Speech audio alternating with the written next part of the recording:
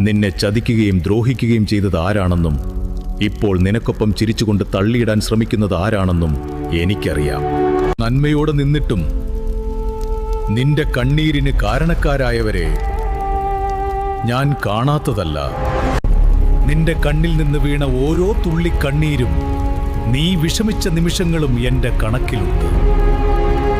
നീ വിഷമിക്കാതെ ധൈര്യമായിരിക്കുക. നിന്നോട് അനീതി പ്രവർത്തിച്ചവർക്ക് ഒരിക്കലും രക്ഷപ്പെടാൻ കഴിയില്ല.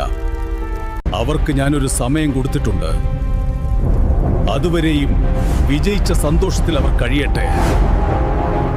ആ സമയം കഴിയുന്നത് മുതൽ നിനക്ക് വേണ്ടി ഞാനൊരു തുടക്കമിടും. അന്നു മുതൽ നീ അനുഭവിച്ച അതേ വഴികളിലൂടെ യാത്ര ചെയ്ത് സമാധാനമില്ലാതെ അവർ അലയുന്നത് നീ കാണും. നിന്റെ കണ്ണീരിന് മറുപടി കൊടുക്കുന്ന നാളുകൾക്ക് അധിക ദൂരമില്ല.